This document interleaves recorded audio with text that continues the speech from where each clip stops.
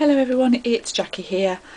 Just a quick video to share the embellishments I've made for a swap.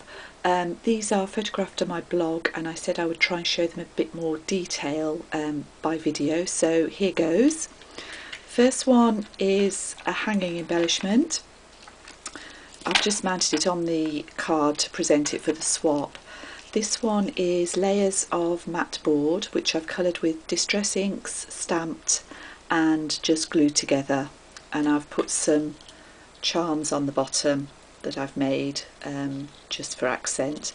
The topmost tile is a similar size to a domino and I've stamped that obviously with a fern stamp, coloured it with Copic markers and glossy accented that to give it a sheen, if you can see that there. So that was the first one. Then I made a metal flower. This was from a tutorial by Lynn Brown and I'll put her link in the description below in case anybody wants to have a go. It's really very easy.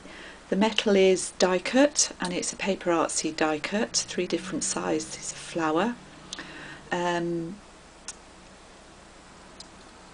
use a tool to make the grooves, cut between the petals and then colour it with alcohol inks, and I've filled the middle here with glossy accents and some little glass beads which makes it look quite pretty. Again, I've just mounted it on this Spellbinders die so that it's nicely presented, and that too's got a bit of a sheen from the metal. It's the colours of ink I used were pesto and stream on that one. I've made a set of buttons.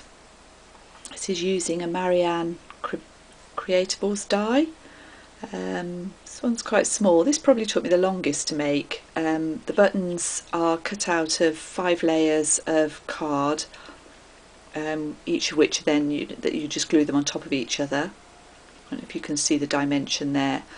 The top layer is pattern paper which I've also stamped on and used vintage photo distress ink around the edges just to give that a bit of an aged look, and again the top is glossy accents to give it a nice finish. Quite like the way that one looks. I've made some art tiles out of inch square wooden blocks that I had, so you can see they're quite thick. These were inspired by a tutorial on YouTube by Live Art Now, and again I'll put the link underneath so that you can have a look at that. I didn't do it quite the same as her, but there are a number of layers beneath the distress ink colour and the stamping, and yes, glossy accents, I love that stuff, once again on the top there. So those I think will make a nice embellishment for any project that somebody's doing. And finally I made a charm. Again, I'm inspired by YouTube, this time it was Butterbee Scraps. She makes beautiful charms. There's another lady on there as well. Her YouTube name is Tubberpat and she too has some great charms. I'm not quite as good as those ladies, but I quite liked how this one turned out. I've made some of these bead charms myself using, what do they call them? Oh dear, senior moment, but they're a bit like hat pins with head pins, that's the word, head pins. And here there are 2 looped together with different beads from my stash on them. And then I've used some charms that I've had probably for ages. Some of it's old jewellery, that's an old earring, and that one I think is from a broken necklace. So you just put all those together. There's a little umbrella under there, look.